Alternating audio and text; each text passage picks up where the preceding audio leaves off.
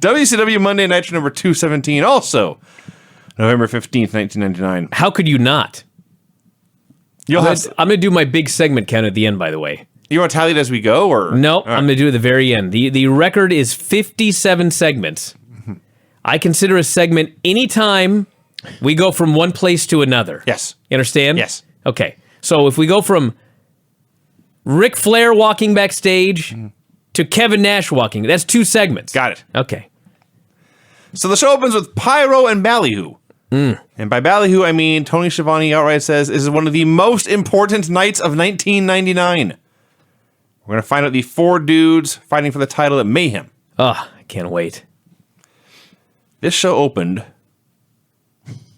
for reasons that are still unclear to me, Norman Smiley versus Jimmy Hart in a hardcore match. Yes. Now, this is not stupider than anything that happened on last week's show. It may have been worse. Norman comes out in a full football uniform with the biggest shoulder pads I've ever seen. May have been 2 sets of pads on him. Jimmy Hart has a full suit of armor. Yes. Like a knight. Yes. They hit each other with shit, but they're wearing armor, so it doesn't hurt, and everyone has a good laugh. For like 10 minutes. Yes. It was like 3, maybe, but it went forever. You know, when I saw this match open up the show, Norman Smiley in football gear versus Jimmy Hart in a suit of armor, I thought everyone was right. This show is going to be much worse than last week's show. But then they're having this match. Knob comes out.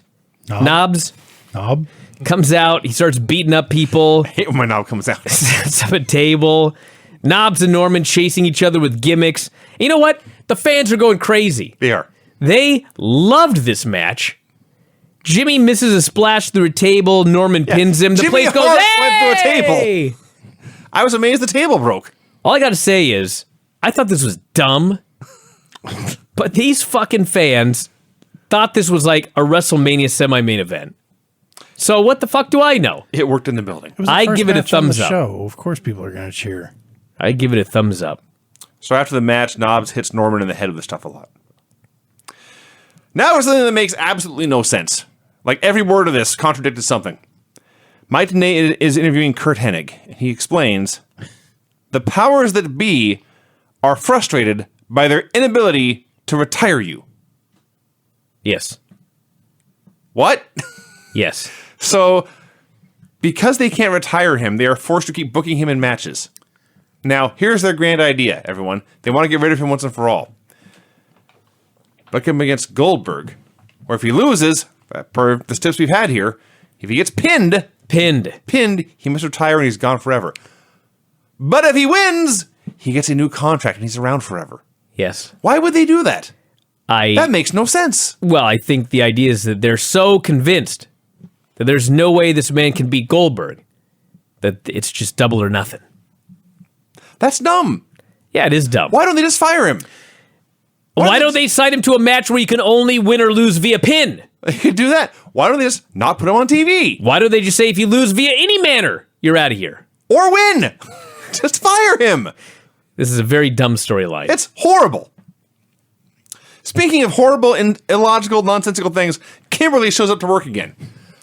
Every time she comes to work, a maniac tries to kill her with a crowbar. No one ever helps her. Stay home. Your job sucks. It is funny. We never even mentioned this last week when we reviewed the show.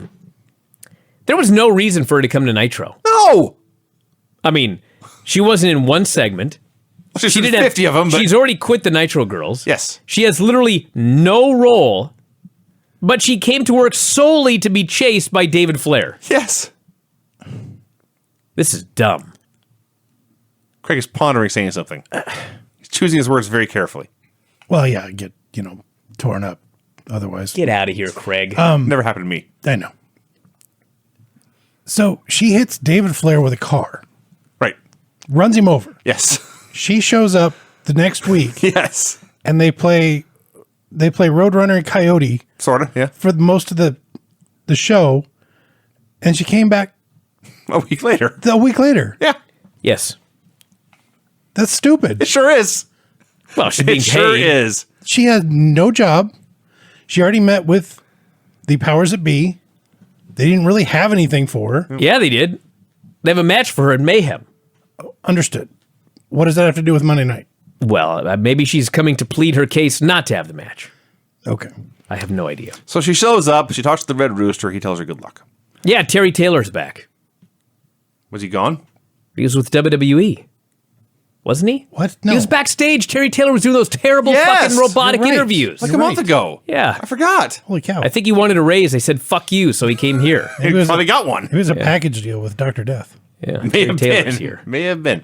So Kevin Nash has been doing these gimmicks where he teases. There's backstage segments where he's getting dressed up and teasing the big reveal.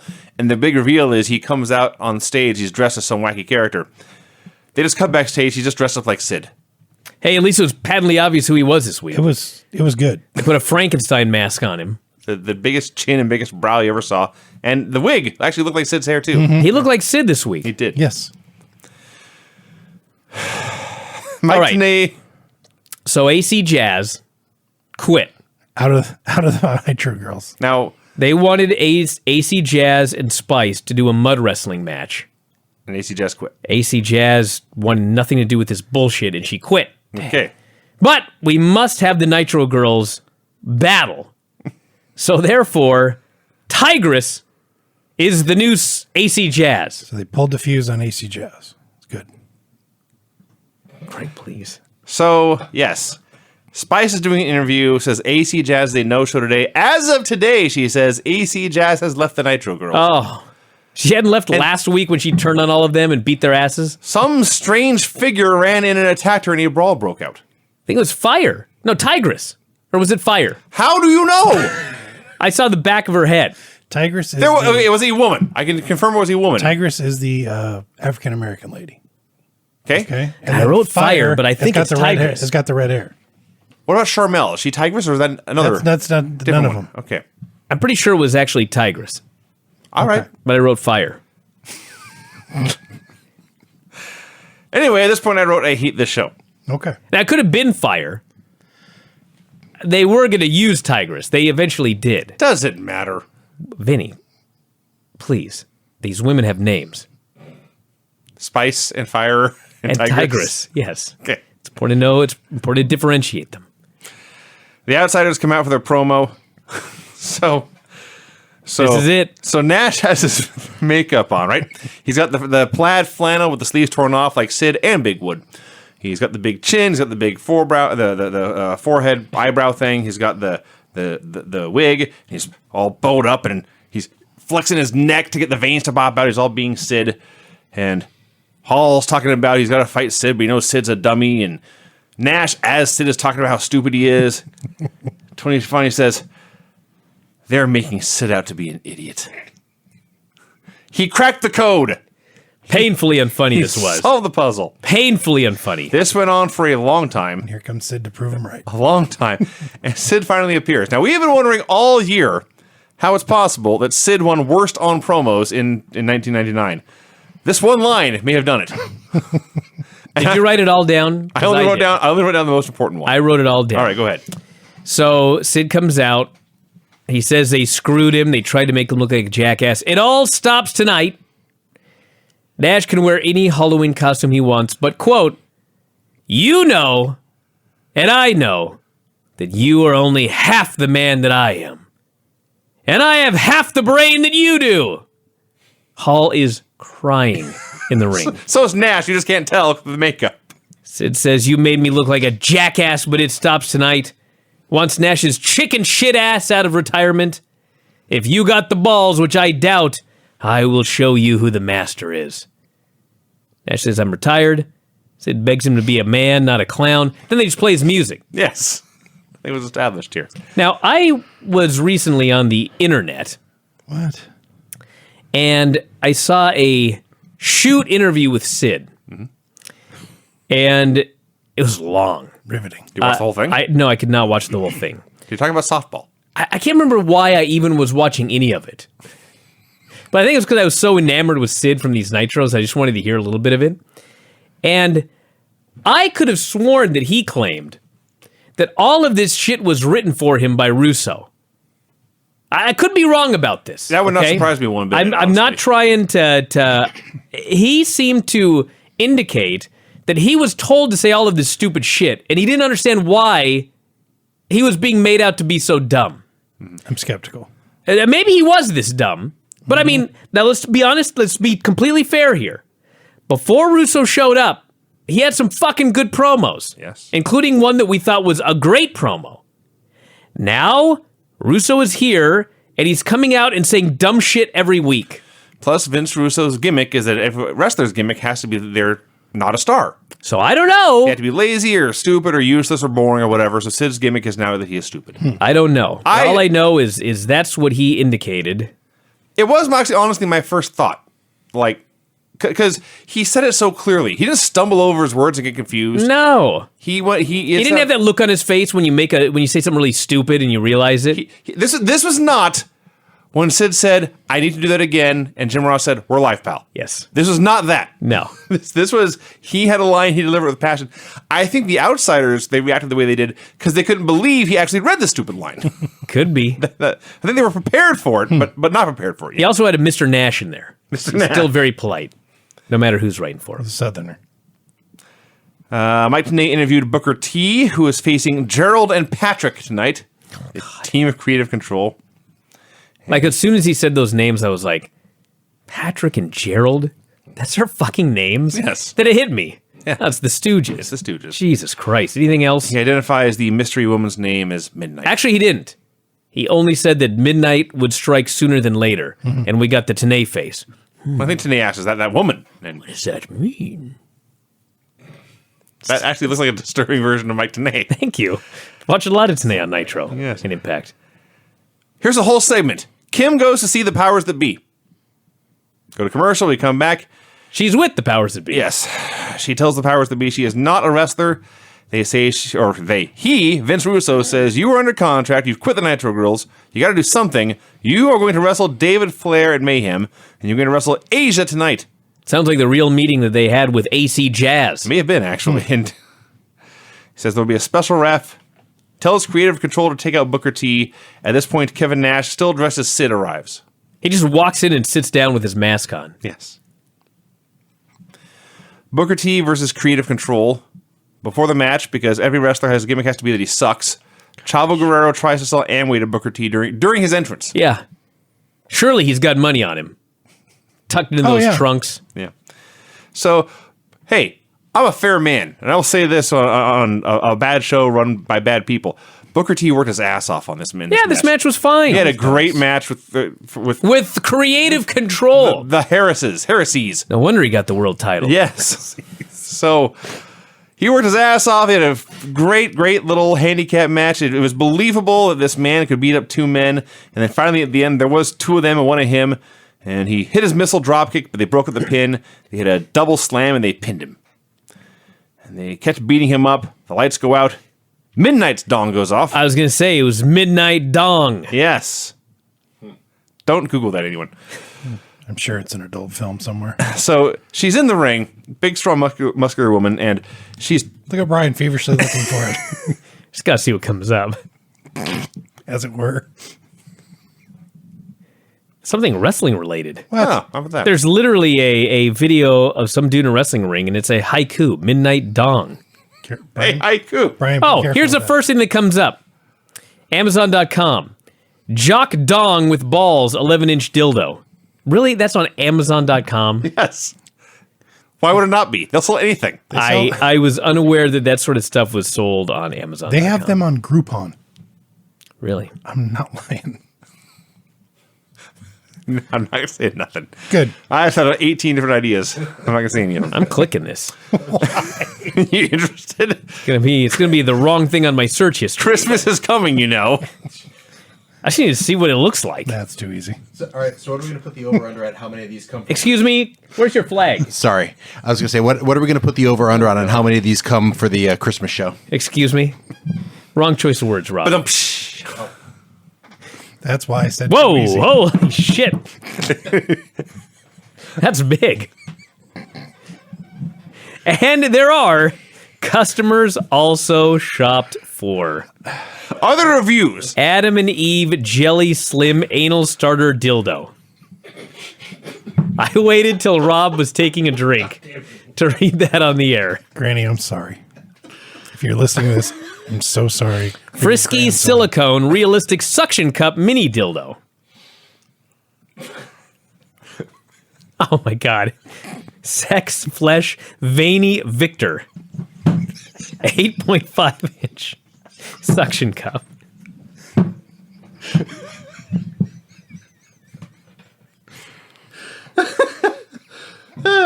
Okay, seriously, this is actually a serious question, okay?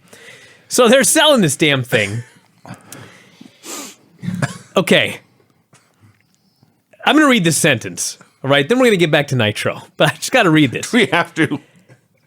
PVC dong with balls has a realistic look and feel. What? It's PVC! How could that have a realistic feel? Let's move on. So Midnight's in the ring. She has no idea what's going on, but This was Craig's fault, by the way. What did I do? He warned me not to Google it. And then you You did. should know better than to do that. the three pro wrestlers Don't give me a spoon-fed her raise. through this segment, and they cleared the ring, and everything went fine.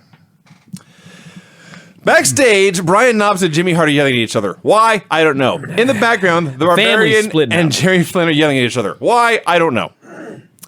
Bill Goldberg arrives. Yep. Russo is upset that creative control got beat up by a woman. Buries them for a long time for this, degrading them as much as possible, and women as much as possible. Buries all their old gimmicks, threatens they won't get over again. Johnny Boone versus Evan Courageous. If you don't recognize the name, Fuck was this amateur hour. What was the name of that? Jesus, God What was almighty. the name of that John Morrison movie you just did? Boone the Bounty Boone the Hunter. Bounty Hunter. Never mind. Johnny and Boone.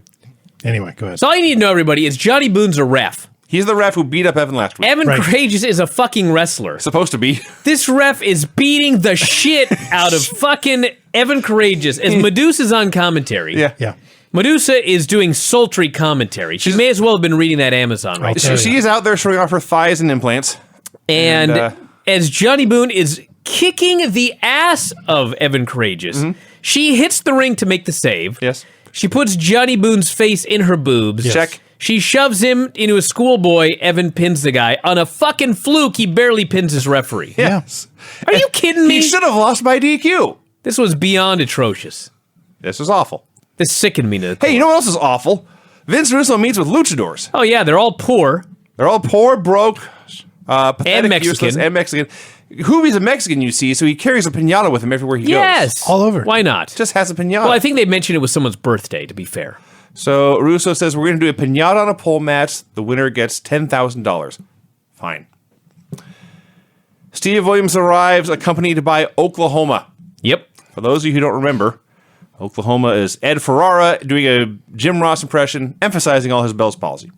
Emphasizing his Bell's palsy. Yeah. Yes.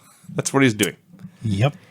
You know, if Now- you just go out there and pretend you're Jim Ross, whatever. Sure. People, fucking Nash is Sid and he's Vince. He's been playing people for weeks. Do you have to mock the guy's fucking Bell's palsy? Don't have to. I know we're ranting about this 19 years after the fact, and we've been bitching about it for 19 years, but fuck, I couldn't believe my eyes when I saw this. Now, Jesus. remind me how this timeline went. Did Ferrara ever go back to Raw?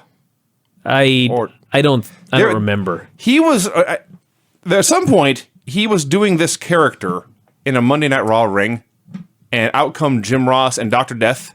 Yeah, you're right. You know, I think that did happen. And, well, it clearly happened because Death, well, may as well have been, Doc hit a German suplex that folded. It was much worse than any of the suplexes Brock Lesnar hit on Raw this week. Ed's nose ended up between his sternum. When the fuck did that happen? He broke a few ribs. So, I don't know if it happened before or after this, but whenever I see them together, that's what I think about. Brian, you look for that. On I'm Raw, looking for that didn't- right now. Didn't Jim Ross have his Bell palsy attack this year? Yeah, Well, it hasn't happened before that. I guess not. Creative Control is looking for Tori Wilson. Juventud Guerrera versus Psychosis versus Silver King versus El Dandy versus Aviano in a pinata on a pole match. They all have sticks to hit each other and eventually hit the pinata. As noted, there's a $10,000 check in the pinata. I timed it. The match went 12 seconds before the pinata fell off the thing and lay in the corner. So they're doing stuff. Dr. Death in Oklahoma come out. He's putting over all of Dr. Death's legit credentials like it's supposed to be a joke and a parody. Only all it does is tell you what a badass he is. Right. If this is supposed to be funny or stupid, it failed.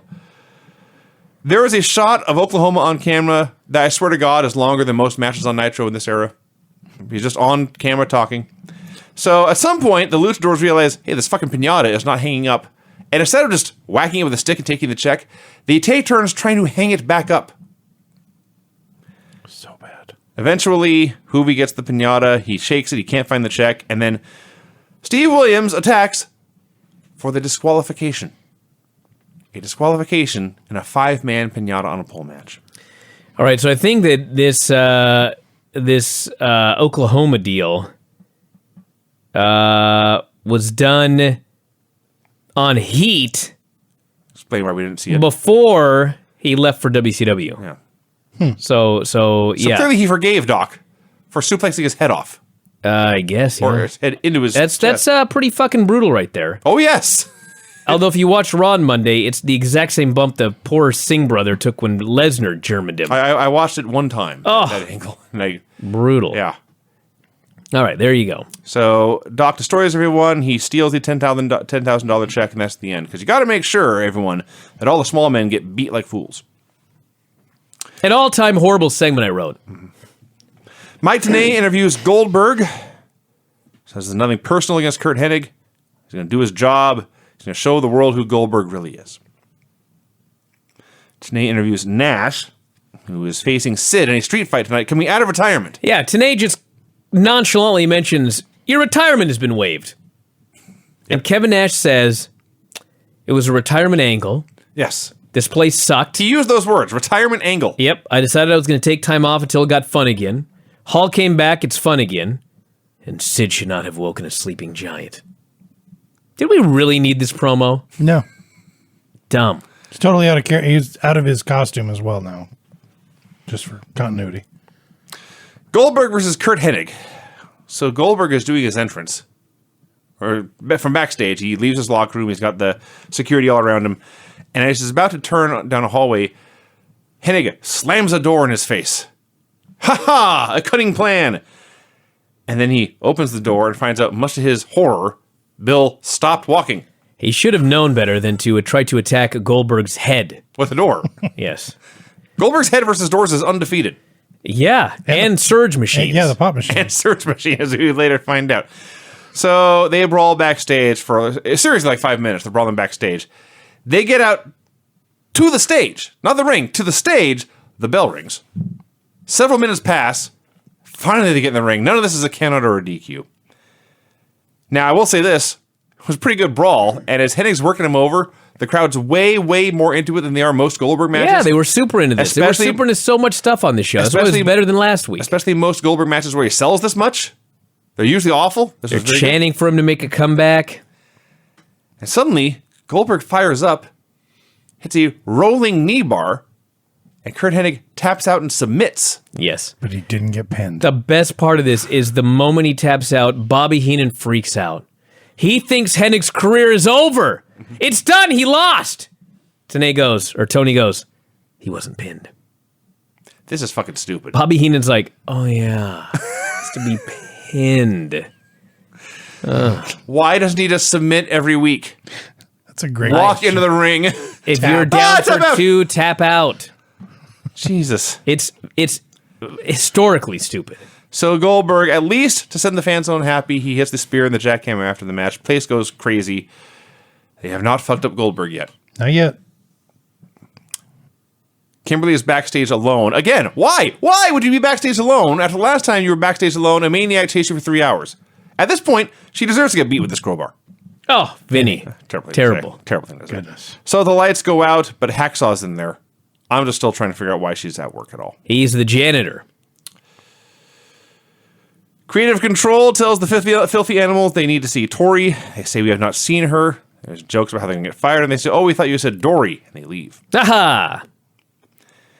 Hacksaw needs a fuse to put the lights back on in that room Tori was in. Chavo is there to sell him some fuses. There's jokes about fuses. Okay, this next segment.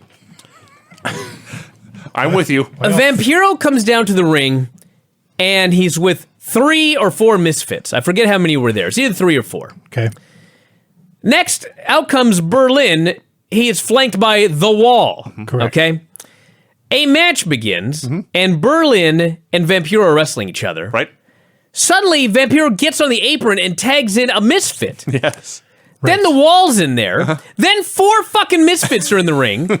What the fuck was this match? It took me, I was with you. I went through the exact same process you did.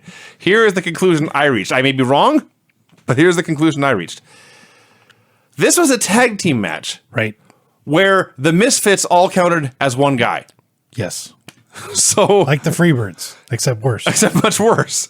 So, when No. The Freebirds could at least it was always a tag match. it was, You could just choose which 2 were going to defend the titles. yeah. This is 4 fucking guys on the apron Right. facing 2 men. So when you tag any one of them in, they're all allowed to hit the ring together. Dude, I hate this show. It's awful. It's a terrible show. It's still better than last week. You know what? This is. You're probably going to say this is not even worth worrying about. These morons couldn't even get on opposite corners for this tag match. Yeah. They're both on the side away from the hard cam. Yes. So the Misfits tag in. They all hit the ring against the Wall. The Wall kills them all and they vanish forever. So they may as well have been one guy. Now it's Vampiro fighting from underneath 1-on-2. Even though it was 4-on-2 advantage his team, now it's 1-on-2. He's the underdog. And then it gets much, much worse because you see the worst gimmick in the world raises his ugly head when the tag team partners can't agree on who's going to get the pin. So Yeah, we're already breaking up Berlin and The Wall. yeah. It's been like 2 months. I think it's the first time he's got a name. This was the Yeah. first time they ever gave him a name. He's the Wall now. It took him that long to give Berlin's partner the name The Wall. So they keep doing moves, breaking up pins. It goes on for a long time, and finally Berlin just lets the Wall win with a choke slam. Everyone here is a geek, I wrote. And Vampiro, years ago, he was on our show, and he noted that I never learned to take a flat back bump. Yes. He worked in Mexico. He took all the rolling bumps and everything like that. Comes to WCW, he's forced to just bump on his back. He doesn't know how. What do they do to this poor fucking guy? He's like being thrown off the top. He's just choke slammed. This is why he almost got killed against Mike Awesome. Someone decided, hey, let's have Mike Awesome powerbomb this fucking guy off the top rope who's never learned to take a flat back bump. Just another thing here in this war. So 10 minutes ago, Goldberg was in the ring. Cut backstage where Goldberg is still like taking his tape and gloves off his stuff. Shivani loses his mind. Goldberg's still here. What's he doing? Is he supposed to go from the ring outside to a running car and peel off? Yeah. You don't stay for the whole show, That's what Buddy Wayne would do. especially this show. That's true. You've got me there. Russo meets the Tori Wilson, orders her to put a bikini on. Thank you. Sid versus Rick Steiner. Sid versus Rick Steiner? Apparently on Thunder, Sid and Rick have been doing some kind of program where they don't like each other now. They were friends for months. And isn't Sid wrestling in the main event? He mentioned this. He did say when he challenged Nash, I already have a match tonight, but I still want to fight you too. So he Wow. did. So something that actually made sense. Okay, I'll take that. Yeah, he acknowledged that. Anyway, they brawl up on stage, and Sid power bombs into the stage, and that's that. All that stuff they did with Rick Steiner, making him out to be such a badass. He's done. just carted away. They spent an hour putting him in this damn They spent ambulance. A long, long time. They spent so long strapping him to this backboard and taking him to this ambulance. I figured somebody's got to attack him. They wouldn't stay with him this long. Nothing happened. Nope. Then nothing happened. Janae interviews Sid. He said he has 2,000 ways to put Nash back into retirement. Because he's the Millennium Man. The Millennium is upon us. I got it. Yes, 2,000 ways. He says his night has just begun. I like that he went through all this trouble to goad Nash out of retirement so he could put him back into it. Kevin Nash puts on tape. Yes. That's a segment. He was putting it around the cuffs of his shirt that he was wearing. He wasn't actually taping his wrists. He was taping it was his a big shirt. oversized hockey jersey. Yes. But I didn't want the sleeves getting everywhere. I guess. So Jerry Flynn and Barbarian in their gear meet in the basement to have a fight. I like this. Okay. It wasn't bad. It wasn't bad. I like They're in the block. they're in the block. They The say. boiler room. They say they've brawl. had a personal issue. They're going to settle it here. Okay, fine. So they begin to fight in the boiler room or the loading dock, whatever you want to call it. Tony Schiavone calls this a UFC style matchup. Yeah. No. proving he has never seen a single frame of a UFC show. Well, to be fair, in the very first UFC, they wanted the referee to not have the ability to stop the match. Really? And this was a no referee match. There was no referee here. There was no referee to stop this. So they're having a fight. I thought it was horrible. It was fine. Tony says... I mean, a guy got knocked out with a kick to the chest. I watched this, and it's going on and on. I'm thinking, this sucks. Then Tony says, it's all about ratings and entertainment. Yes. I thought, who would possibly want to watch this? Here's the finish. Flynn pushes him up against the loading bay door. He hits 5 knees to the body. He hits a kick to the body, and the Barbarian is suddenly deceased. It was like in a video game when his life bar runs out. He just falls in his face and doesn't move. Liver kick, baby. He's not clutching his ribs. He's not gasping for breath. He has been killed. Man, it's rough. Which is It's hardcore, big baby. news. So Flynn walks away, and that was that. Mike Tenay interviews Benoit, says he'll win the title. Asia is walking. Don't miss that one. I did miss that one. Yeah. Asia versus Kimberly. So Kimberly's terrified of Asia. She's not a wrestler. She doesn't want to do any of this, but she still took the time to get dressed in her fancy gear with the lipstick marks all over it and come out and show her ass for the camera. She got into the ring. True terror. Yeah, and then Tori, who wanted nothing to do with this. This is the best. She wanted nothing to do with any of The this. gimmick is Tori doesn't want to be in the segment. She Nope. doesn't want to be in her bikini. Nope. She's all of this is something she's being forced to do by her big, cruel, mean boss. So she comes out on the ramp in her tiny, tiny little bikini. She pouts for 3 seconds, and then Celebrate. she's a bikini model, everyone. She's smiling. It's another day She's where shaking her laughing, body. smiling, Hey! dancing, posing. 3 seconds she lasted. She's able to maintain that facade. This was the best thing on the show. Well, yeah. So she gets in the ring as if this tiny bikini was not enough. Asia threatens to tear her top off. They had the worst cat fight you ever saw. No. Second. Nitro Girls last week. Good call. Thank you. And this week. That was bad too. The one last week was the worst one ever. Last week was the worst thing I've ever seen. Yeah. So This was very bad, just slow. the animals run out to put a jacket over Tori. There's no ref out there, but Kim then attacks Asia, even though she was afraid before. At this point, out comes David Flair in a referee shirt with a crowbar. Okay, stop. The angle is David Flair hates Kimberly for what she and her husband did to his dad and what she did to him. He wants to kill her with a crowbar. So he comes out here, somehow has finagled his way into being a referee for this match. So Kim sees him and flees, but she gets in the ring, or he gets in the ring, whereupon he is attacked by Asia. Why? I don't know, but I can explain why he was there, I think.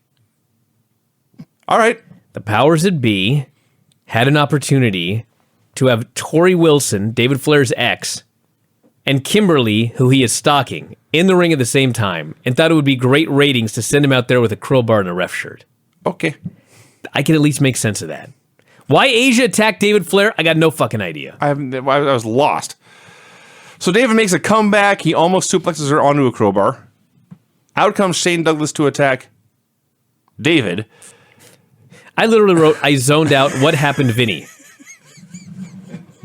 Well, good news. I'm not kidding. I am on the ball here. Shane Douglas hits the ring. David swings his crowbar overhead.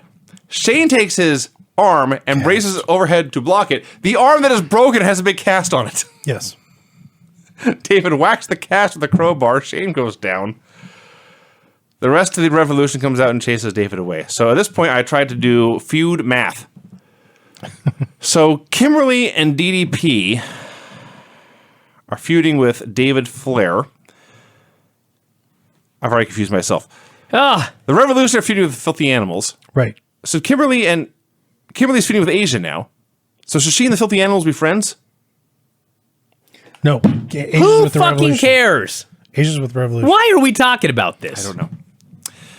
You're looking for logic on this show? Not even logic. I was trying to figure out who was on whose side. No one knows. That's thank you. There's no one's on anybody's side. Sting answers the knock at his dressing room door, where a man is there to deliver flowers. He says they are from the Total Package. He's sorry. Sting says, I always knew he had a feminine side. Ha ha ha ha ha. And sends the flowers away. He says, tell him I'm going to kick his ass or whatever. So this is a backstage segment, okay? In some random part of the building. They cut to another random part of the building. Somehow Luger knows exactly how Sting reacted to getting these flowers. I guess Liz, what are you going to do about this? Lex is the one guy who actually watches Nitro backstage. Goldberg is getting water. Kimberly is fleeing David. David cuts a promo. Okay, this was awesome. Kimberly is running her ass out of the building. David is lurching after her with the crowbar. And as she runs away, he looks off and he says, "It won't be that easy at the pay-per-view, sweetheart." Then he turns and he just stares right into the camera. They cut away. I laughed so hard. He is awesomely horrible. It's incredible. 6 days, he says. He just stares right into the camera. What he did. Like, don't do that. Oh, God.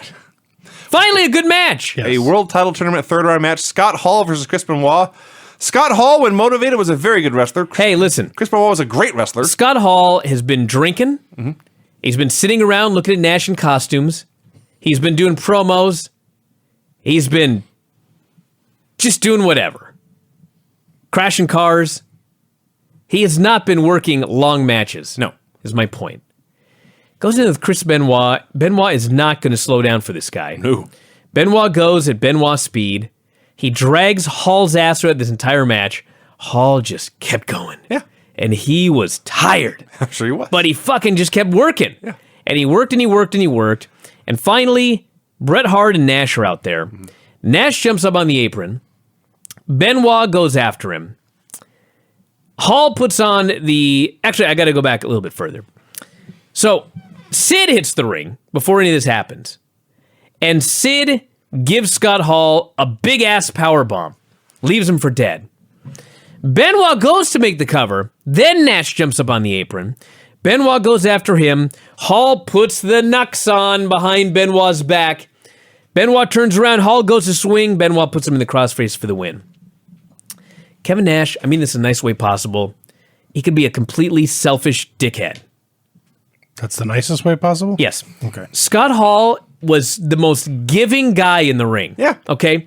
There's no reason that Scott Hall couldn't have taken the power bomb from the big guy Sid and then laid down and Chris Benoit could have got the pin.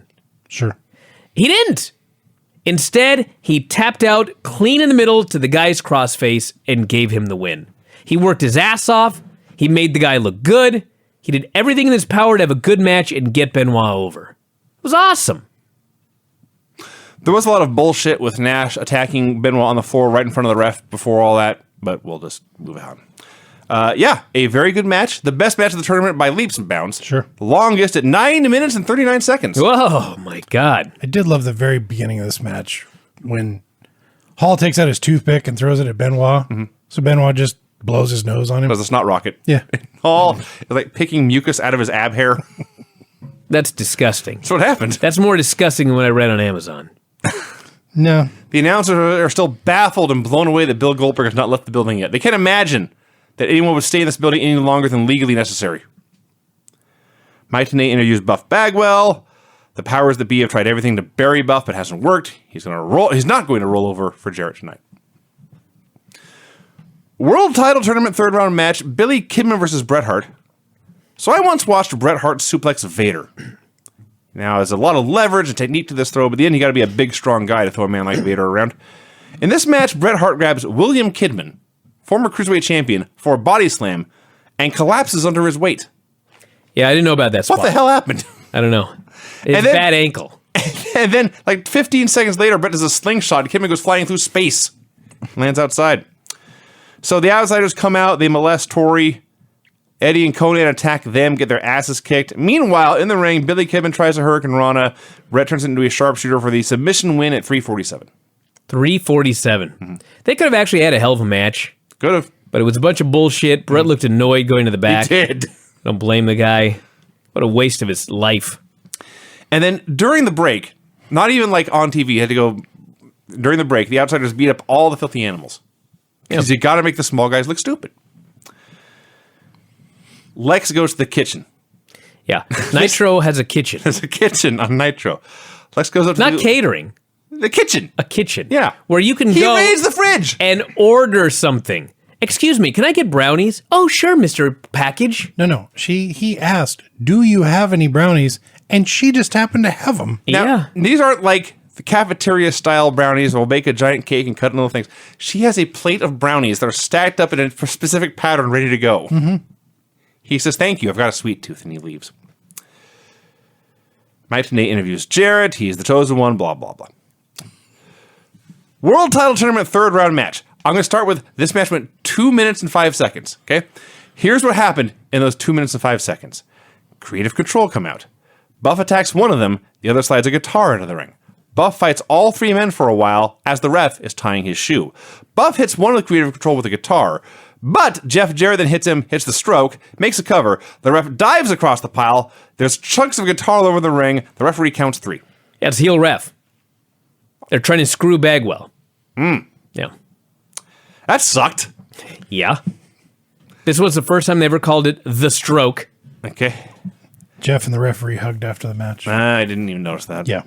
Dustin Rhodes attacked Jarrett in Creative Control and helped Marcus clear the ring. Kevin Nash walked in his locker room. Goldberg got a surge. Goldberg headbutted a soda machine, got a free surge. Luger spiked brownies. Revolution was with Tenay. Spiked them with laxatives. Yes. So, Mike Tenay is interviewing Revolution. Shane Douglas announces we have booked a House of Pain match with the Filthy Animals. Yes. Puts it over. It's all about pain, misery, torture, blah, blah, blah. Never actually says what the match is. Well, at the beginning of the show, they actually explain this. It is a cage match where you must chain your opponents to the cage. What? I don't know. Well, it's to get that ECW angle that Raven and Tommy Dreamer did. This was not as cool as that. No. Janitor Hacksaw takes the brownies from the delivery guy, promises to take them to Sting, begins to eat them instead. Trouble. Revolution versus Filthy Animals in a House of Pain House cage of match. Pain. So yes, there's handcuffs all over the cage, and you have to handcuff each person's hands and legs. It turns out it's a tag team match. Can I explain this match just very quickly so we don't waste everyone's time? So, they chained Guerrero to the cage, then they chained Conan. Am I missing anything? No. That is exactly what happened. That happened. Although there was also a moment where as Guerrero is being shackled, okay, Tony Schiavone says, I'm not sure he's completely shackled. His fucking arms and legs are shackled. There's only 2 other appendages. I'm not trying to be lewd here, okay? His head and his dick. Like, what more were they waiting for PVC here? dong? His PVC dong. Are we certain his legs got shackled? I guess later one leg hadn't been completely shackled. But for fuck's sake, he's hanging from the side of the fucking cage. The finish of the match was Shane Douglas, who was on commentary, hits the ring and hits a guy, and it was a DQ. No. I thought so. Craig, what did you think? I thought it was a DQ. I'm pretty sure the House of Pain cage match ended in a DQ to running. Now, I want to talk about Shane here before. I thought both guys got shackled and it was over. They both were partially shackled for sure. So Shane comes out to do commentary, and he's sitting down next to Tony Schiavone. I don't know why I got into Tony, but Tony's taking zero shit from this man tonight. Shane sits down and he's all after the Oklahoma thing, he was just like, "Fuck." He may have been. He's cracking jokes about Ross then too. Shane sits down. This show took a step up in the ratings. It did. Then Shane's caught off guard by that. He's silent for a while. And he goes on. We developed this match for a particular reason. To take out the Filthy Animals once and for all. And Tony says, no. Just making the biggest fool out of Shane. And finally, Tony says to Shane, quote, you are like every other mark on the internet who thinks they can call this thing. Wow. Yes. So, yeah, they're all beaten up, Conan and Eddie. Ray tries to make the save. And again, I'm a fair man. So the cage has a roof on it. I didn't know why. And the only reason any of this happened was this final spot. They hang a handcuff from the top of the cage, hang it around Ray's ankle. So his shoulders are on the mat, but his leg and body are hanging in the air. And they all start attacking him. That was original. And that looked really cool. Way to go. World title tournament match, total package versus Sting. They're doing this match. 2 minutes in. Well, Sting comes out and Luger is baffled. Why is he here? Liz, what happened to the brownies? Yes. They have a match. What the fuck happened here? All right. Can you help me? I will do my best. Sting puts Lex in the Scorpion. Yeah. Lex trips the referee. The referee is down like he's been shot. Yes. Liz hits the ring, sprays mace in Sting's eyes. Yes. So Lex, with Sting blinded, and the referee still down, says, I shall put this man in my human torture rack submission hold.